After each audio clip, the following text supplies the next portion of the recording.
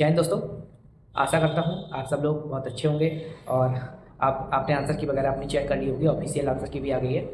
तो जैसा कि आप जानते हैं कि अभी हमने 2-3 दिन पहले अभी गूगल फॉर्म फिलअप करवाया था, कंप्यूटर ऑपरेटर के लिए भी कराया था और आपका एएसआई के लिए भी कराया था। तो काफ़ी सारे लोगों ने रिस्पॉन्स दिया है और उसी रिस्पॉन्स के आधार पे मैंने कट ऑफ एनालिसिस की है।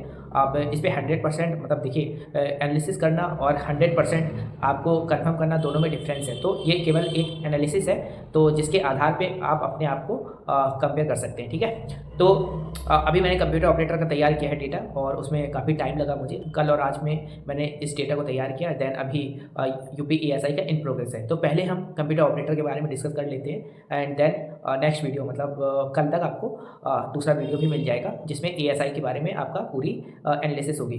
तो अभी अब जब आप डेटा को देखेंगे ना तो आपको भी आइडिया लगेगा कि मैंने कितने अच्छे ढंग से उसको व्यवस्थित किया है, देन उसको एनालिसिस किया है। और उसमें टाइम तो लगेगा ही क्योंकि ऑफिस भी जाना होता है। काफ़ी सारे लोग कह रहे थे कि सर जो डेटा लिया था उसका क्या हुआ एंड आपने एनालिसिस किया नहीं किया। तो यार देखो, ऑफिस भी है एंड देन उसके बाद फिर ये सब चीज़ें भी हैं, तो इसमें टाइम लगता है। एंड जब मैं मेरी मतलब फर्स्ट प्रायोरिटी हमेशा ऑफिस होता है एंड देन उसके बाद आप लोग है ना।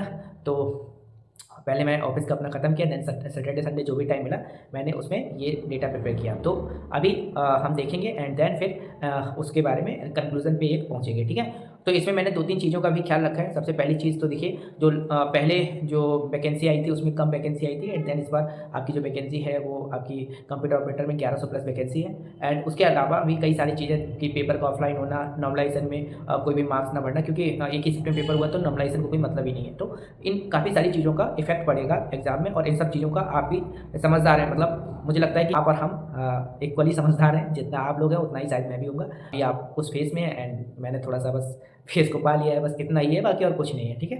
बाकी हम दोनों इक्वल ग्राउंड पे ही है, ठीक है। तो उसी के बेसिस पे मतलब 4-5 सर्कमस्टेंसेस हैं जिसमें कि मतलब आपका एक ऑफलाइन पेपर होना, देन उसी टाइम में आपको आंसर भी फिलअप करने हैं, गलती होने के भी चांसेस हैं एंड देन फिर आपका नॉर्मलाइजेशन होना एंड उसके अलावा भी एक टेक्निकल लेवल का ही पेपर है। तो सारी चीज़ों को हम समझ के फिर हम एनालिसिस करेंगे, ठीक है। तो चलिए फिर आई थिंक अपनी स्क्रीन की तरफ चलते हैं और देखते हैं कि जो डेटा तैयार किया है और फिर आप भी बताइएगा कि आपको क्या लगता है। ऐसा नहीं कि मतलब जो मैंने एनालिसिस किया वो 100% एक्यूरेट है या कन्फर्म है, उसमें आप भी अपने व्यूज़ दीजिएगा कि आपको क्या लगता है, आपकी राय क्या है और आप क्या समझते हैं उस डेटा से और आपको कैसा लगा वो जो डेटा मैंने तैयार किया है। तो चलिए फिर स्टार्ट करते हैं अपनी स्क्रीन की तरफ, ठीक है। जैसा कि आप यहाँ पर देख रहे होंगे UP police computer operator cut off analysis.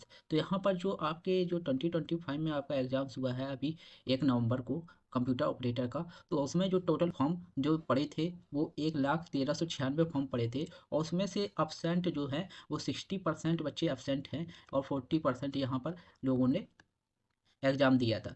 तो चलिए चलते हैं, जो आप लोगों ने रेस्पॉन्स दिए हैं वो डाटा हमारे पास आ चुका है कंप्यूटर ऑपरेटर का। तो चलिए देखते हैं क्या कट ऑफ जाने वाली है, इस कैटेगरी में कितनी कट ऑफ जाने वाली है। मैं पहले ही बता दूं आप लोगों को, ये डाटा आप लोगों ने ही दिया है, मैं आप लोगों को वो डाटा दिखा भी दूंगा। इसकी ऑथेंटिकेशन के लिए मैं जिम्मेदार नहीं हूँ, क्योंकि मैं डाटा नहीं दे रहा हूँ, डाटा आप लोगों ने दिया है। तो किसने सही दिया है किसने गलत दिया है ये आप लोगों पर निर्भर है। हाँ, मैं मानता हूँ बहुत लोगों ने सही डाटा दिया है और लगभग इतना ही स्कोर आता है सभी लोगों का। तो मैं ये मान के चलता हूँ कि आप लोगों ने 90% लोगों ने डाटा सही दिया होगा। तो चलिए देखते हैं आपके डाटा के हिसाब से कितनी कट ऑफ जाने की संभावना है। संभावना से ये मतलब है आपने जो डाटा दिया है उसके बेसिस पे कट ऑफ है, ये ना कि ये फाइनल कट ऑफ है कि सर ने कुछ बता दिया तो इस हिसाब से हम अपनी तैयारी करेंगे। लास्ट चॉइस आपकी है कि आपको तैयारी करनी है कि नहीं करनी है, किसको टाइपिंग करना है कि नहीं करना है। मैं एक आइडिया दे देता हूँ जिससे आपको कुछ आइडिया लग सके, क्योंकि आप लोग ही बोल रहे थे सर कट ऑफ बता दीजिए कि किसको टाइपिंग करनी चाहिए कि नहीं करनी चाहिए। तो मैं बस वही बताऊँगा और इससे ज़्यादा कुछ नहीं। मैं इस कट ऑफ की ऑथेंटिकेशन के लिए बिल्कुल भी जिम्मेदार नहीं हूँ। लास्ट कॉल आपकी है कि आपको क्या करना है। यहाँ पर आप लोगों को गूगल फॉर्म दिया था और उस गूगल फॉर्म में आप लोगों ने 264 रिस्पॉन्स आए हैं। हालांकि रिस्पॉन्स बहुत ज़्यादा आए थे लेकिन उसमें डुप्लीकेट या बहुत ज़्यादा मार्क्स ऐसे आए थे, तो मैंने वो फिल्टर कर दिए हैं। तो आपके पास एकदम प्योर डाटा ही है। मैं इस चीज़ की गारंटी ले सकता हूँ, जो चीज़ मैंने की है मैं उस चीज़ की गारंटी ले सकता हूँ, ना कि मैं ये डाटा की गारंटी ले सकता हूँ। ठीक है, तो मैंने जो चीज़ किया मैं उसकी गारंटी ले सकता हूँ कि आप तक एक ऑथेंटिकेट चीज़ जाएगी। जो मैंने किया है, जो मैंने डाटा पे अप्लाई किया है अप्रोच, वो आपके पास सही जाएगी। तो मैं उस अप्रोच के लिए जिम्मेदार हूँ, ना कि ये कि आपके डाटा के लिए। चलिए चलते हैं तो देखते हैं 264 लोगों में जो है वो मेल का यहाँ पर दर्शाया गया है ब्लू कलर से। तो यहाँ पर 88 लगभग 89% लोग मेल हैं और 11.4% फीमेल का यहाँ पर हमारे पास डाटा आया है। तो चलिए चलते हैं आगे। यहाँ पर जो कैटेगरी वाइज डाटा है, लोग कह रहे थे सर कैटेगरी वाइज बता दीजिएगा। तो कैटेगरी वाइज जो डाटा है वो सबसे ज़्यादा हमारे यहाँ पे देखने को मिल रहा है कि ओबीसी का जो सबसे ज़्यादा यहाँ पर डाटा है। और यहाँ पर सब उसके बाद है हमारा यूआर का ब्लू कलर से, यहाँ पर यूआर का 15.8% डाटा है, एससी का है 23% और यहाँ पर आपका ईडब्ल्यूएस का है 9.8%। और यहाँ पर एसटी का मुझे डाटा नहीं मिला है तो यहाँ पर वो ग्राफ में नहीं है। तो चलिए चलते हैं आगे। ऐसा कि यहाँ पर जनरल का जो मार्क्स आपके जो मैक्सिमम मार्क्स आए हैं वो 152 नंबर मैक्सिमम मार्क्स यहाँ पर आए हैं जनरल में यूआर कैटेगरी में। तो यहाँ पर जो 141 से लेके 150 तक जो स्टूडेंट्स हैं वो 16 स्टूडेंट्स हैं। और यहाँ पर हम नीचे आएंगे तो 131 से 140 तक 14 स्टूडेंट हैं। और यहाँ पर 121 से 130 के बीच में 6 स्टूडेंट हैं। और यहाँ पर 100 से 120 के बीच में 8 स्टूडेंट हैं। तो यहाँ पर मैंने एवरेज निकाला वो 133.8 आ रहा है जनरल कैटेगरी में। यहाँ पर जनरल कैटेगरी के जो बच्चे हैं वो 44 लोगों का रिस्पांस हमारे पास आया था। मैक्सिमम लोग यहाँ पर लाइक कर रहे हैं 133.8 तक। तो एवरेज मार्क्स से ऊपर ही जो जाती है कट ऑफ जाती है, उससे नीचे जाने का तो कोई चांस नहीं है। तो चलिए चलते हैं बाकी कैटेगरीज का देखते हैं।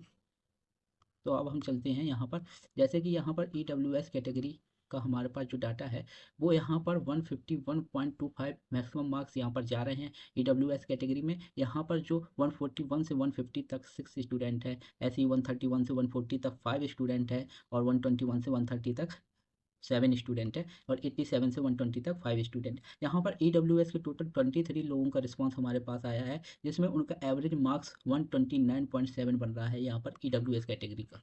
और अब यहाँ पर हम आ जाते हैं ओबीसी में। तो ओबीसी में हमारा बन रहा है वो मैक्सिमम 170 बन रहा है एक बच्चे का। और 161 से 170 तक 2 स्टूडेंट हैं, 151 से 160 तक 14 स्टूडेंट हैं यहाँ पर, 141 से 150 तक 24 स्टूडेंट है। और यहाँ पर नीचे अगर आएंगे 131 से 140 तक 38 स्टूडेंट है, जो कि यहाँ पर ओबीसी में मैक्सिमम है। और यहाँ पर 121 से 130 के बीच में 21 स्टूडेंट है और 111 से 120 के बीच में यहाँ पर 15 स्टूडेंट है। और यहाँ पर 93 से 110 के बीच में 14 स्टूडेंट है। और यहाँ पर जो ओबीसी का जो एवरेज मार्क्स बन रहे हैं वो 132.7 बन रहे हैं। और सबसे ज़्यादा जो डाटा है वो ओबीसी कैटेगरी से हमें मिला है, 128 लोगों का डाटा हमारे पास ओबीसी का आया है। पर जो डाटा मुझे मिला है वो एकदम प्योर डाटा है, इसमें मैंने कोई भी छेड़खानी नहीं की है। और मैंने जो डुप्लीकेट हैं वो उनको हटाया है और जो ज़्यादा मार्क्स लिखे हैं थे जिनके, वो उनको मैंने फ़िल्टर किया है। तो ये डाटा आप लोगों ने दिया है जो कि एकदम प्योर डाटा है। मैं यहाँ पर अपनी पढ़ाई दिखाने के लिए इसको 2000 5000 डाटा भी कर सकता था, आप लोगों को शायद पता भी नहीं चलता कि ये डाटा फेक है। लेकिन मैंने पहले ही बोल दिया था कि आपकी मर्जी है, अगर आपको डाटा देना है तो दीजिए, आप लोगों का ही लास्ट कॉल है कि डाटा देना है कि नहीं देना। तो आप लोगों ने जब डाटा दिया है तो मेरा भी ये फ़र्ज बनता है कि मैं उस डाटा को एकदम प्योर फॉर्म पे आपके पास पहुंचाऊं, उसमें कोई भी छिड़कानी ना हो। और जो फ़िल्टर हो सकते थे मैंने वो फ़िल्टर किए हैं और आप लोगों के सामने एकदम प्योर डाटा है। तो चलिए चलते हैं, देखते हैं एससी कैटेगरी में कितने एवरेज मार्क्स बन रहे हैं। एससी कैटेगरी में जो हमें डाटा मिला है उसमें सबसे मैक्सिमम जो मार्क अभी तक जो हमें रिस्पॉन्स प्राप्त हुआ है वो 151.25 प्राप्त हुआ है। और यहाँ पर 141 से 151 तक 6 स्टूडेंट हैं। और यहाँ पर 131 से 140 तक 9 स्टूडेंट है। और यहाँ पर 121 से 130 तक 19 स्टूडेंट है। और यहाँ पर 111 से 120 के बीच में यहाँ पर 12 स्टूडेंट है। और यहाँ पर 87 से 110 तक 9 स्टूडेंट हैं। और यहाँ पर जो एवरेज मार्क्स बन रहा है एससी कैंडिडेट्स का वो बन रहा है 123.5। तो देख सकते हैं आप यहाँ पर एससी का 123.5 बन रहा है। तो एसटी के हमारे पास जो रिस्पांस नहीं आए थे वो मैंने नहीं लिए हैं, क्योंकि नहीं आए थे तो नहीं आए थे। मैं ये तो नहीं कर सकता कि एसटी कैटेगरी बना के उसमें मार्क्स लिख दूँ, ये अच्छा भी नहीं लगता कि मेरे पास जो डाटा नहीं आया तो वो नहीं आया। आई होप आप लोग समझ रहे होंगे। अब आप लोगों की मर्जी है मुझ पर विश्वास करें या ना करें। तो चलिए चलते हैं, अब देखते हैं कि क्या कट ऑफ जानी चाहिए कैटेगरी वाइज। तो यहाँ पर जो कंप्यूटर ऑपरेटर की मैंने एनालिसिस किया है, मैं अभी बोल रहा हूँ ये संभावित है, ये फाइनल नहीं है। आप लोगों ने जो डाटा दिया है उसी डाटा पे बेस पे मैंने ये कट ऑफ निकाली है। और मैं ये नहीं कह रहा हूँ किसी को कि टाइपिंग उसको छोड़ देनी चाहिए या और किसी एग्जाम से में लग जाना चाहिए। आप लोगों ने पूछा था तो मैं वो रफली आइडिया दे रहा हूँ कि इतनी कट ऑफ जा सकती है। अब आप लोगों की लास्ट कॉल है कि आप लोगों को क्या करना है। तो यहाँ पर जो जनरल का एवरेज मार्क्स बन रहा था वो 133.8 बन रहा था।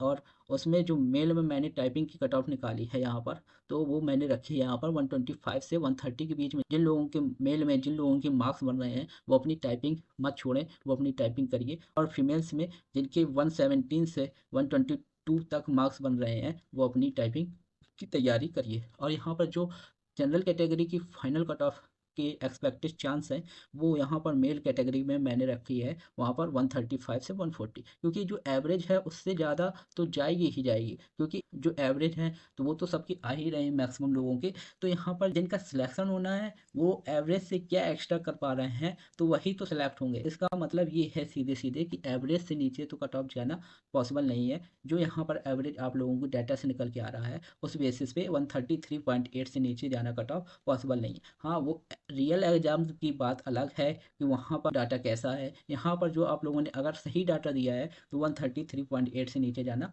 संभव नहीं है। तो यहाँ पर जो मेल की मैंने कट ऑफ फाइनल एक्सपेक्टेड रखी है वो 135 से 140 तक रखी है, और फीमेल की 125 से 130 तक रखी है। और EWS का जो हमारे पास एवरेज निकल रहा था वो 129.7 निकल रहा था। तो यहाँ पर जो मैंने मेल की निकाली है वो 122 से 127 में टाइपिंग आपको ज़रूर करनी चाहिए। और 114 से 119 के बीच में जिन लोगों के मार्क्स हैं फीमेल में, उन लोगों को भी टाइपिंग की प्रैक्टिस करनी चाहिए। तो यहाँ पर जो मेल की EWS में जो फाइनल कट ऑफ है जाने की संभावना है वो है 130 से 135 तक। और यहाँ पर फीमेल की जो जाने की संभावना है वो 120 से 125 तक। ठीक है, यहाँ पर जनरल की आपने देख ली, EWS की आपने देख ली। अब देखते हैं OBC की। OBC के जो एवरेज मार्क्स बन रहे थे वो 132.7 बन रहे थे। तो यहाँ पर जो टाइपिंग के लिए क्वालिफाई करेंगे उनकी मैंने कट ऑफ रखी है यहाँ पर 123 से 128। तो इन लोगों के जिन लोगों के मेल में इतने नंबर हैं आ रहे हैं वो अपनी टाइपिंग जरूर दें।